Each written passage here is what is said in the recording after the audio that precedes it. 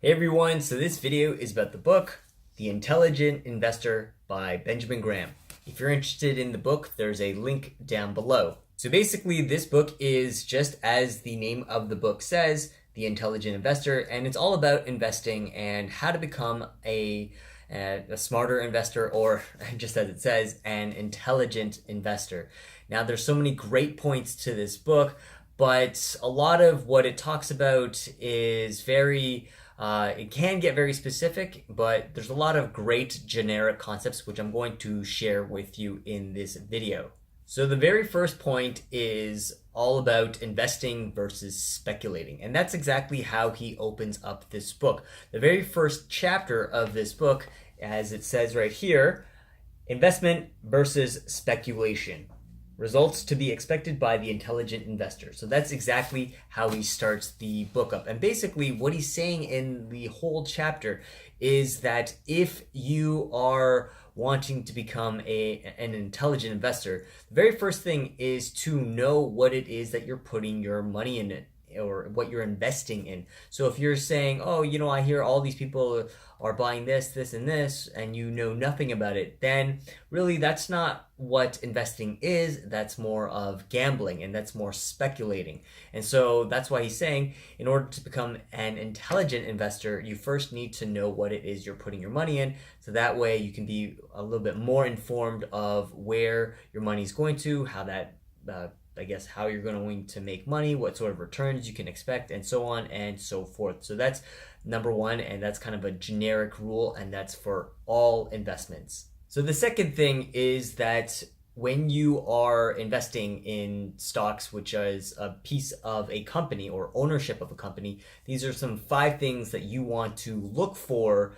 And this is kind of related to the first point about research. And the second part is he says these are 5 things that you want to look for when you are looking at a company and seeing if it's good or not. So the very first thing, and it says here on page 302, now the first is you want to look at the company's general long-term prospects. So that basically means, will it be around for a long time, or is it just going to be here for the next year or two?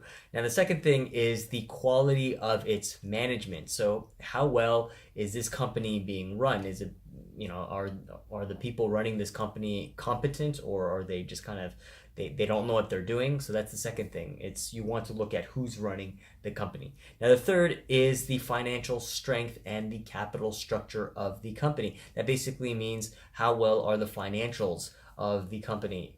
Example, do they have a lot of debt? Are they using their cash wisely, or do they have like nothing there? Just more or less you want to analyze what this company or their financial statements and see what they're all about and how they are using their uh, their assets or equity or whatever. All right, so that's the third thing. The fourth thing is their dividend yield or their dividend payout. So basically, you want to see if a company is paying a cash dividend to its owners, and that kind of it gives you a clue. It's a part of a clue that tells you that the company's in good financial health because they have money to give it back to the owners versus just leaving it in the business and doing nothing. And so the fifth thing that you want to look out for is the dividend history or the dividend payout history, and you want to see how long they've been paying the dividend out to the owners, if they've been doing it for 1 year or 2 years or 3 years, or maybe since the beginning of time or when they started. Then that's kind of a good sign versus if they irregularly pay a dividend. So those are the 5 things that you want to look out for. So the third point is that when you are investing, there's always an element of lack of control. So when you're putting your money in something, there always is going to be something that you really can't control. But to become an intelligent investor, there are some things that you can control. And he says this on page 219.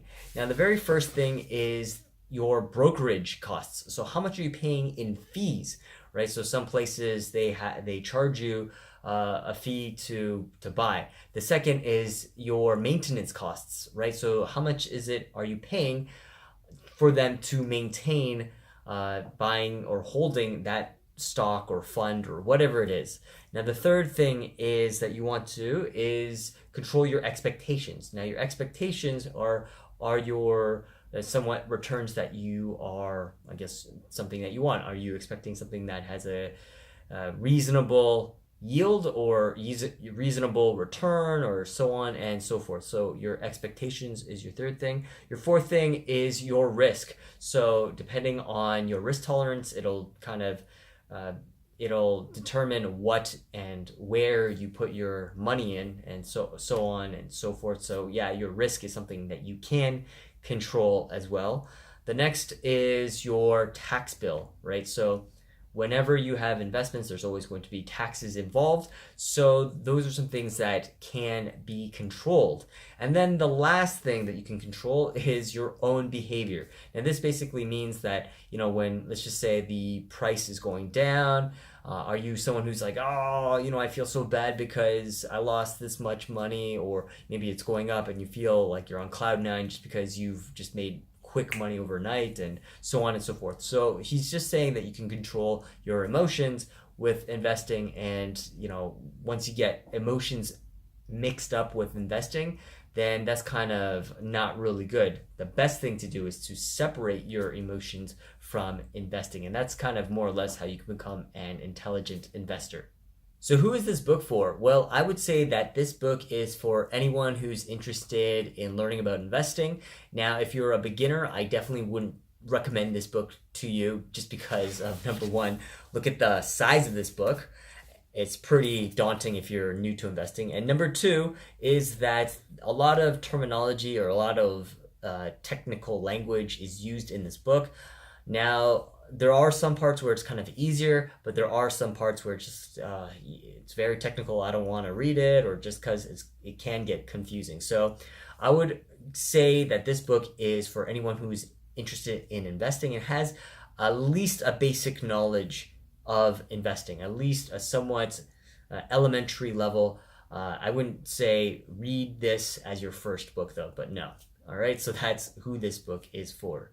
Now, in terms of the rating, I would give this book maybe a 4 out of 5, just because of the great knowledge that it has. But even though it has all this great knowledge in this book, it's a little bit complicated. It's not meant for everyone. I would say that it's only for a select group of people who have sufficient knowledge in investing. All right, well, thank you for watching. And if you like this video, hit that thumbs up button. If you didn't, then hit that thumbs down button. If you liked this video, or if you didn't like this video, leave a comment down below on what you liked or what you didn't like. And yeah, if you're interested in receiving notifications of my future videos, then hit that subscribe button down below. But yeah, thank you for watching, and I'll see you again in the next video. Bye for now.